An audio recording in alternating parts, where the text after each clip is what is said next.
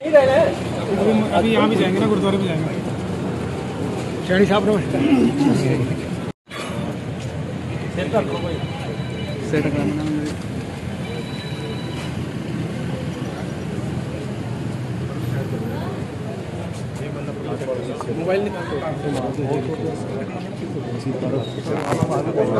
करने के बाद मुख्यमंत्री नेपाल पहुंचे हैं। पहले शिव मंदिर में शीश निभाया और उसके बाद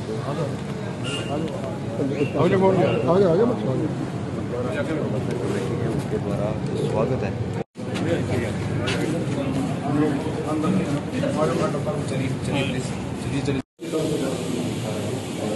तो आप देख सकते हैं सीएम नायब सिंह सैनी अब पहुंचे हैं अपना वोट डालने के बाद नारायणगढ़ से सीधे करनाल। पहले शिव मंदिर में माथा टेका और अब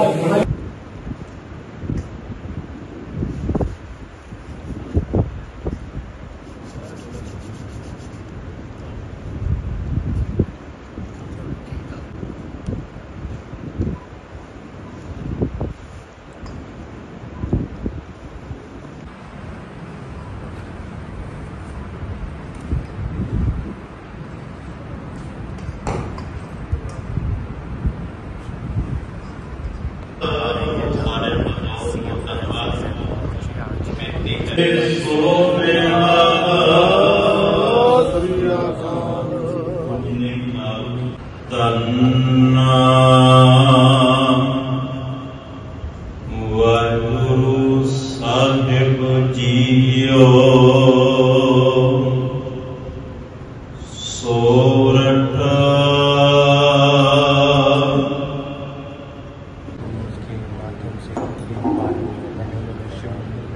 तन्ना वाहिगुरु साहिब जीओ एक मन पूरक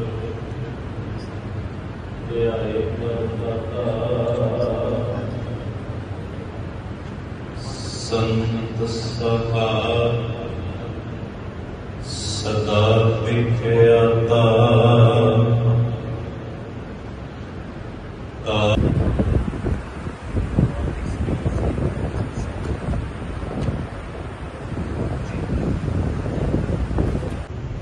बोलना जी वाहेगुरु एक ओंकार वाहिगुरु जी की फतेह।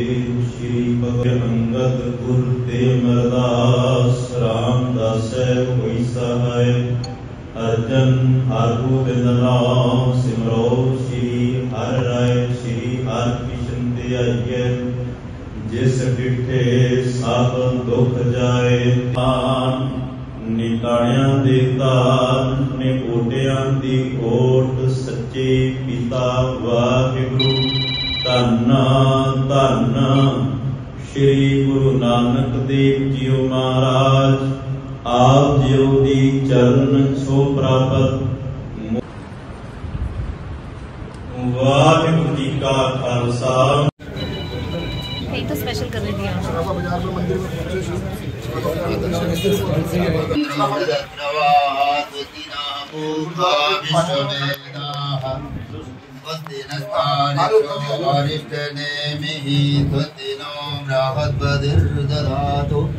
ओम त्र्यंबकं यजामहे सुगंधिं पुष्टिवर्धनम् उर्वारुकमिव बन्धनान् मृत्योर्मुक्षीयमामृतां सदा शिवाय नमः। पुष्पं समर्पयामि माल्यादीनि सुगन्धीनि अर्धानि पुष्पाणि पूजार्थं पुष्पमालां पुष्पं समर्पयामि माल्यादीनि सुगन्धीनि अर्धानि पुष्पाणि पूजार्थं प्रतिगृहीताम्। आज देश के लिए ये बहुत बड़ा दिन है। लोकतंत्र का महापर्व 140 करोड़ देश के निवासी हर्षोल्लास के साथ मना रहे हैं। मेरा भी परम सौभाग्य है, मैं सुबह वोट डालने से पहले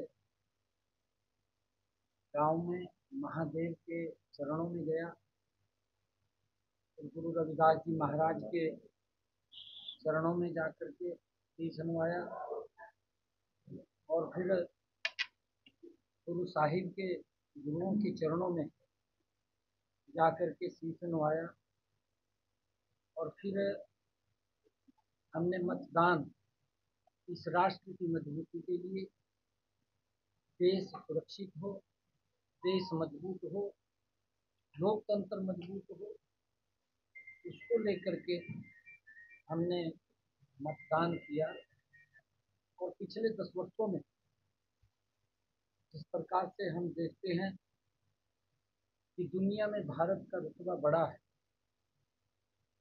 फिर अभी यहाँ गुरु नानक देव जी जिस स्थल के ऊपर एक सप्ताह से ज़्यादा यहाँ पर स्वयं रहे हैं, 2 महीने उनकी तपोस्थली है और इस भूमि के ऊपर आकर के गुरु नानक देव जी के इस पवित्र भूमि पर शीश नवाने का मुझे मौका मिला है मंजी साहब गुरुद्वारा में। उससे पहले महादेव के चरणों में जाने का अवसर मिला। मैं सभी देशवासियों प्रदेशवासियों से ये अपील करूंगा कि इस लोकतंत्र के पर्व में बढ़ चढ़ करके हिस्सा लें। लोकतंत्र की मजबूती, राष्ट्र की मजबूती, जितना ज़्यादा हम लोकतंत्र को मजबूत करेंगे उतना ये देश मजबूत है। सभी से आग्रह है, आज 25 मई का 6ठे चरण का मतदान देश की सबसे बड़ी पंचायत लोकसभा के लिए हो रहा है और ये बड़ा हम सब के लिए महत्वपूर्ण है। परिवार सहित हम घर से बाहर से निकलें और इस राष्ट्र के मजबूती के लिए अपना मतदान करें। मैं सभी से अपील करूंगा, पिछले 10 वर्षों में भारत आदरणीय नरेंद्र मोदी जी ने गरीबी के प्रति मजबूत लड़ाई लड़ी। पिछले 10 वर्षों में भारत मजबूत भारत बना है। पिछले 10 वर्षों में मोदी जी के नेतृत्व में सशक्त भारत बना है, आतंकवाद फ्री भारत बना है। मजबूती से आतंकवाद के प्रति आदरणीय नरेंद्र मोदी जी ने स्टैंड लेकर के उसको कुचलने का काम किया। हम देख रहे हैं इन 10 वर्षों में आतंकवादियों के मंसूबों को नरेंद्र मोदी जी ने कामयाब नहीं होने दिया। ये सशक्त भारत, मजबूत भारत की पहचान। इन 10 वर्षों में मोदी जी ने गरीबी के प्रति मजबूत लड़ाई लड़ी है। गरीबों को सशक्त करने का काम इन 10 वर्षों में मोदी की सरकार ने किया है।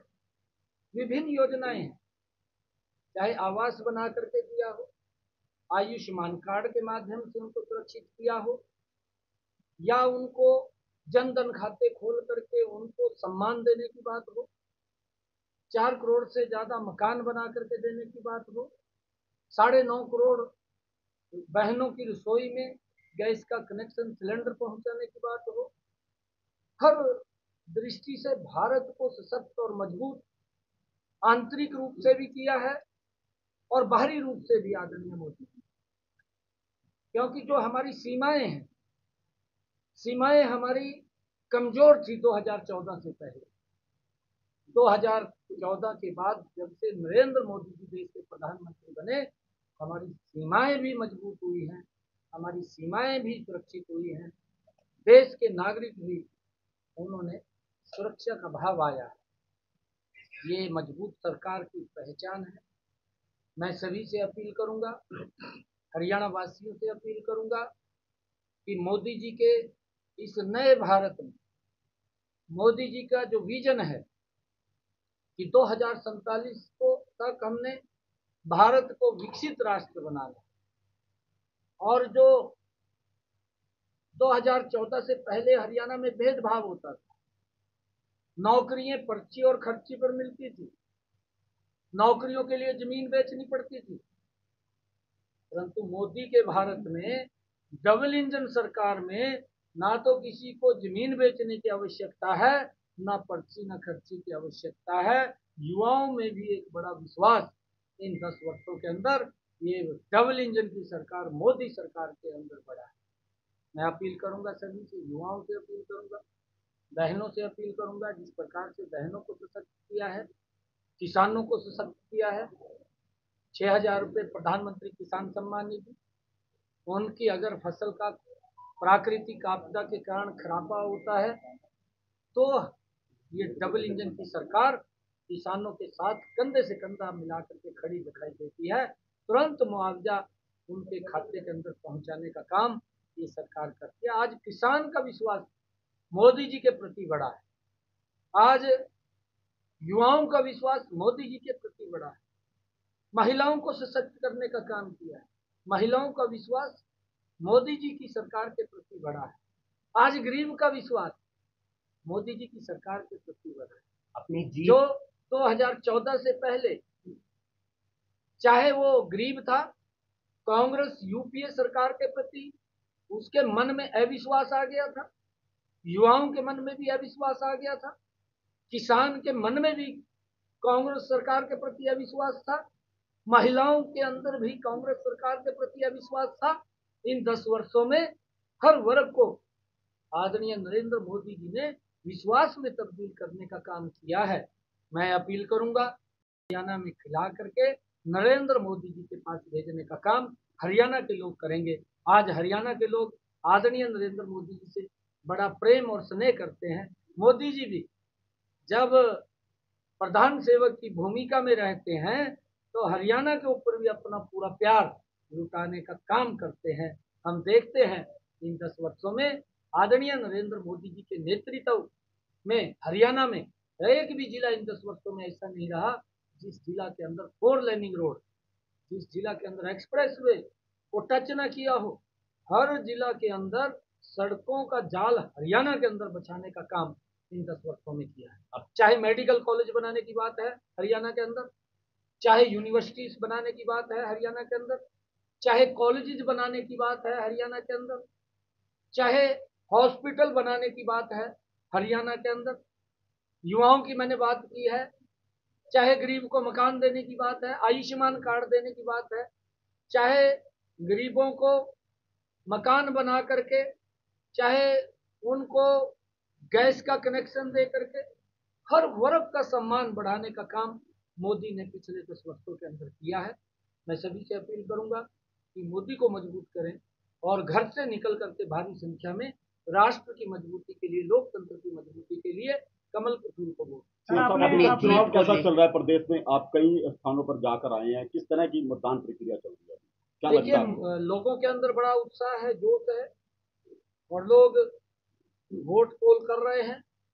सुबह से जो व्यू आ रहे हैं कि लोग लाइनों में खड़े होकर के वोट दे रहे हैं।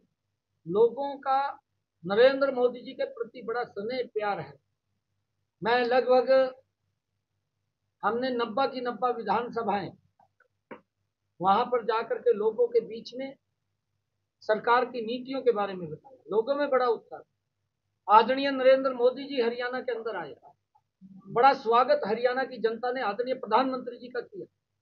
आदरणीय अमित शाह जी आए, अमित शाह जी का जबरदस्त स्वागत हरियाणा की जनता ने किया। आदरणीय जगत प्रकाश नड्डा जी आए, उनका स्वागत हरियाणा की जनता ने बहुत जबरदस्त किया। आदरणीय ठाकुर राजनाथ सिंह जी आए, उनका भी स्वागत आदरणीय हरियाणा की जनता ने जबरदस्त किया। आदरणीय नितिन गडकरी जी आए, हमारी और भी वोटिंग परसेंटिंग कैसी रहेगी? आज वोटिंग परसेंटिंग की बात करें तो पिछले 5 चरणों में कुछ कम रही है। नहीं, देखिए, हम बताएंगे।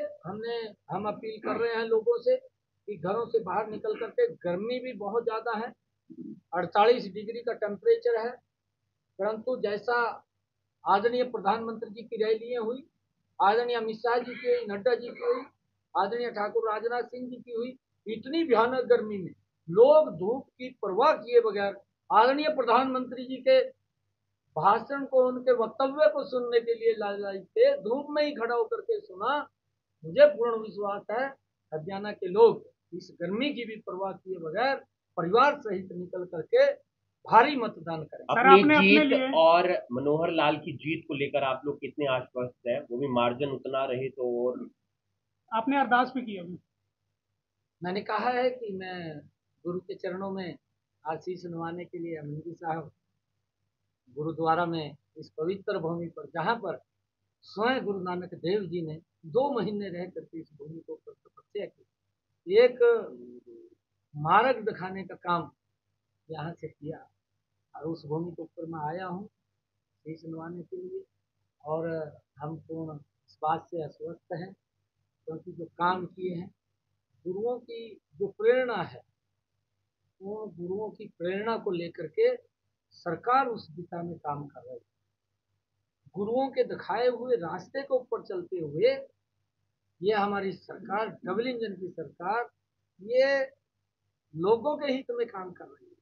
उसका परिणाम है कि बड़े मार्जिन के साथ 11 के 11 कमल के फूल खिले, बड़े मार्जिन के साथ। बीजेपी मुकाबला किससे देख रही है? कांग्रेस से देख रही है, इनेलो से देख रही है, किससे मुकाबला देख रही है? देखिए, कांग्रेस का इंफ्रास्ट्रक्चर है, जो उसका ढांचा है, वो ढांचा भी जर्जर हालत में हो गया है, क्योंकि उसके नीचे कुछ नहीं रहा, उसकी दुकान खाली हो चुकी है।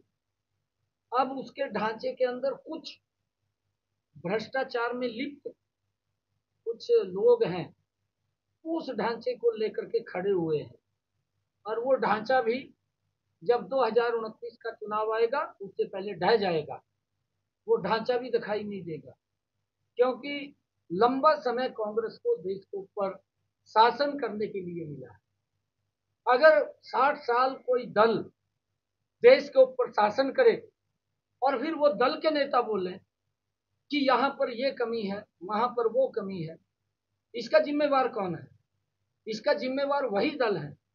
अगर कोई समस्या हुई है या समस्या का समाधान हुआ है, ये 10 वर्षों के अंदर नहीं, 10 वर्षों के अंदर तो अगर आप लोग देखेंगे, हर वर्ग के लिए बड़ी गति से काम हुआ, देश को बड़ी गति से आगे बढ़ाने का काम किया है। दुनिया में भारत का इन 10 वर्षों के अंदर रुतबा बढ़ाने का काम ये मोदी सरकार ने किया है।